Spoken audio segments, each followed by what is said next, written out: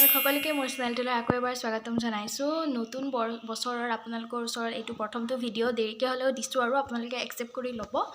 এতিয়া আজি মই আৰম্ভ কৰিব লৈছোঁ এটা ভিডিঅ' যিটো ক্লিনিং পাৰপছৰ ওপৰতে হ'ব গোটেইখিনি। আজি মই পাকঘৰটো স্পেচিয়েলি চাফা কৰিম বুলি ভাবিছোঁ। ব'লক তেন্তে ভিডিঅ'টো আৰম্ভ কৰোঁ।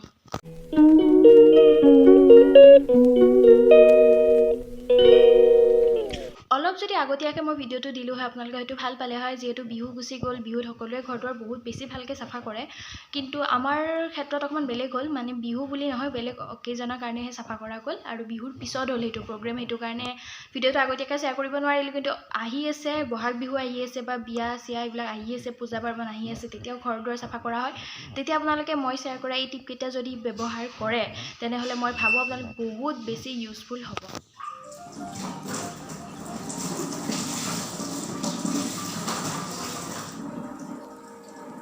লগতে মই শ্বেয়াৰ কৰিম অকল পাকঘৰৰ চাফাটো। পাকঘৰবিলাক আটাইতকৈ বেছি চাফা কৰিবলগীয়া পাকঘৰৰ আটাইতকৈ ইম্পৰ্টেণ্ট বস্তুটো হ'ল তেলৰ ইমান বেছি লেতেৰা হয়। স্পেচিয়েলি যদি ঘৰত চিমনি আছে, চিমনিবিলাক বহুত বেছি লেতেৰা হৈ যায়। আৰু যদি চিমনি নাইও তেতিয়াও যেতিয়া ওপৰত মানে ৱালবিলাক বহুত বেছি লেতেৰা হৈ যায়, তেতিয়া আপোনালোকে কি কৰিব যে আমি চাৰ্ফ পানীৰে ইউজুৱেলি চাফা কৰোঁ, কিন্তু চাৰ্ফ পানীৰে ইমান বেছি চাফা নহয়, বহুতখিনি মলি থাকি যায়।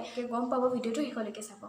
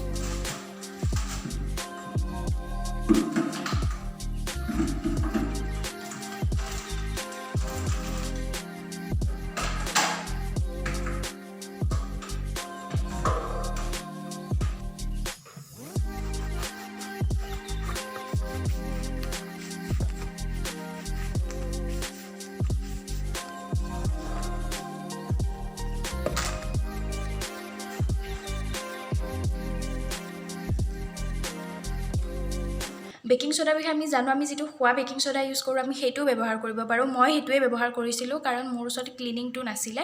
ক্লিনিং কৰা এটা বেকিং চ'ডা থাকে যিটো বেছি পৰিমাণে এফেক্ট কৰে, মানে বেছি ভালকৈ চাফা কৰে। আপোনালোকে যদি ভাবি আছে যে আমি বেকিং চ'ডা কিনিম, মানে এতিয়া যদি ভিডিঅ'টো চাই আপোনালোকে ভাবে বেকিং চ'ডা কিনিম, তেতিয়াহ'লে আপোনালোকে সেইটো নিশ্চয় ট্ৰাই কৰিব। মই ইয়াতে লিংকটো লগাই দিম, আপোনালোকে গম পাই যাব কোনটো কথা কৈছোঁ। অনলাইন পোৱা যায়, ওচৰৰ দোকানতো চাগে পাব। মই নিজে মানে চাই পোৱা নাই, কিনি পোৱা নাই, সেইটো কাৰণে আপোনালোকক মই ক'ব নোৱাৰোঁ, কিন্তু অনলাইন আপোনালোকে পাব। সেইটো বস্তু বেকিং চ'ডাৰ ইউজেছ ইমান বেছি ভাল হয়, যিকোনো দাগ নোহোৱা কৰি দিয়ে।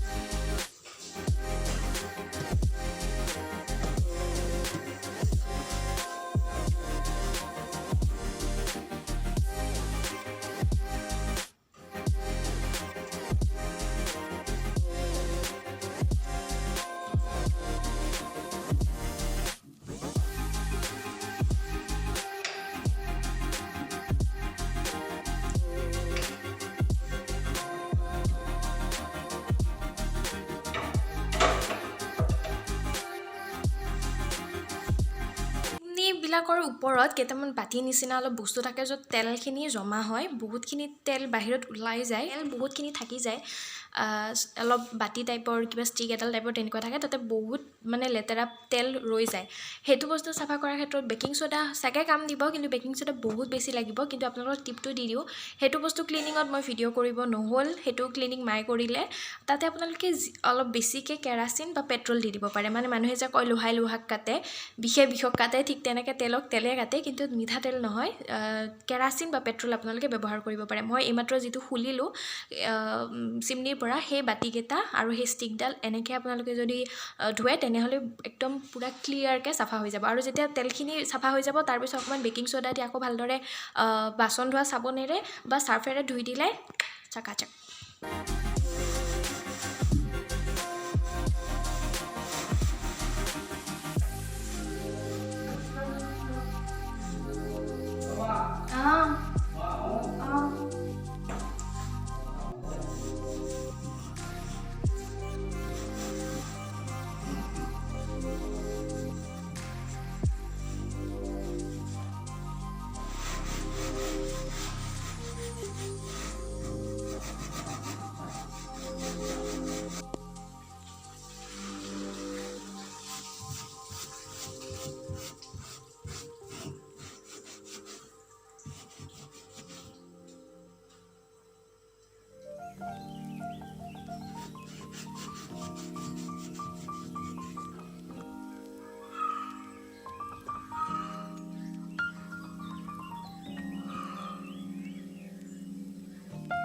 এইমাত্ৰ দেখা ক্লিপটোৰ লগত আৰু এইটো ক্লিপ বিফ'ৰ এণ্ড আফটাৰ দেখুৱাব ক'ব পাৰি। আপোনালোকে চাই লওক কিমান বেছি চাফা হৈ গৈছে বেকিং ছ'ডা ব্যৱহাৰ কৰাৰ পিছত।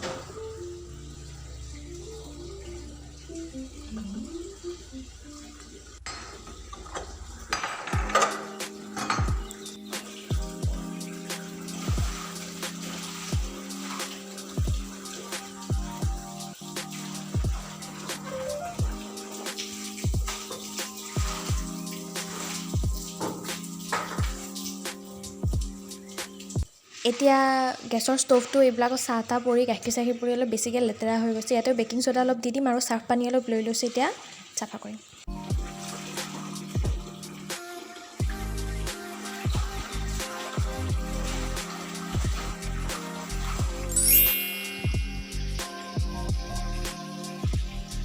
তাতকৈ বেছি ভাল ফৰ্মুলা যদি বেকিং ছ'ডা আপোনালোকে ভিনেগাৰৰ লগত ব্যৱহাৰ কৰিব পাৰে, বেছি ভাল হয়। স্পেচিয়েলি বেচিনত যিবিলাক পানীৰ দাগ থাকি যায়, সেইবিলাক বস্তু ভাল কৰাত মানে চাফা কৰাত সহায় কৰে। ছিংগল বেকিং পাউডাৰ আপোনালোকে চিমনি বা গেছৰ ষ্ট'ভবিলাক চাফা কৰাত ইউজ কৰিব পাৰে ভিনেগাৰ নোহোৱাকৈ।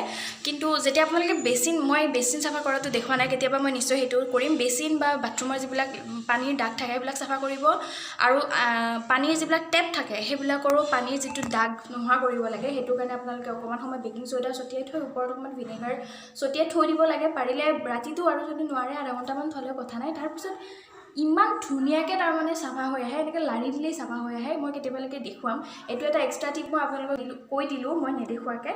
আৰু বাকীখিনি আপোনালোকে চাই ল'ব মই কি কৰিলোঁ। আজিৰ এই ভিডিঅ'টোত স্পেচিয়েলি মই বেকিং ছ'ডাৰ বিষয়ে আপোনালোকৰ লগত শ্বেয়াৰ কৰিব বিচাৰিছোঁ যে ক্লিনিং পাৰ্পজত কিমান বেছি হেল্পফুল হয়, খোৱাৰ বাহিৰেও বেকিং ছ'ডা কিমান বেছি হেল্পফুল হয়।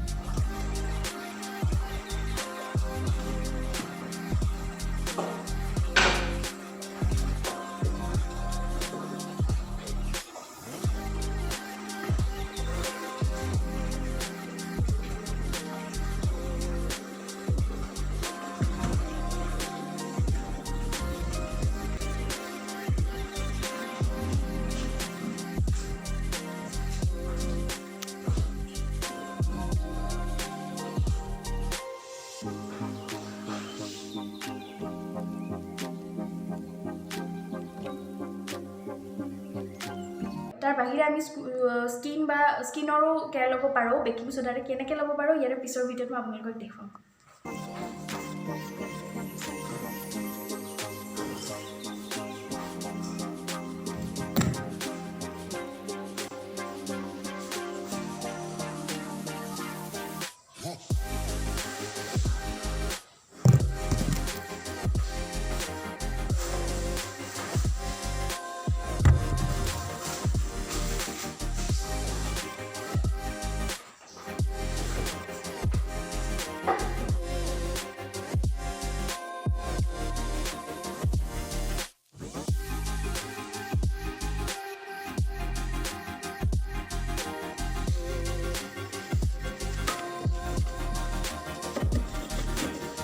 আপোনালোকে অকণমান হ'লেও হেল্পফুল হ'ব মই এই যিটো টিপ দিছোঁ অলপমান নহয় যিবিলাকে ক্লিনিং কৰি ভাল পায় তেওঁলোকৰ কাৰণেতো বহুত ভাল এটা উপায় আপোনালোকৰ লগত শ্বেয়াৰ কৰিছোঁ ময়ো নিজে মানে ইউজ কৰি বহুত বেছি ভাল পাইছোঁ সেইকাৰণে আপোনালোকক জনাইছোঁ ঠিক আছে নেক্সট টাইম আকৌ বেলেগ কিবা এটা মই নিশ্চয় লৈ আহিম আপোনালোকৰ কাৰণে হেল্পফুল হোৱা তেতিয়াহ'লে সকলো কুশলে থাকক আৰু ভোগালী বিহুৰ আন্তৰিক শুভেচ্ছা জ্ঞাপন কৰিছোঁ অকণমান দেৰিকৈ হ'লেও লগ পাই আছোঁ আন এটা ভ্লগত নাজানো কি হ'ব কিবা ভ্লগ হ'ব পাৰে বা কিবা ইউজফুল এনেকুৱা কণ্টেণ্টো হ'ব পাৰে লগ পাই আছোঁ বাই বাই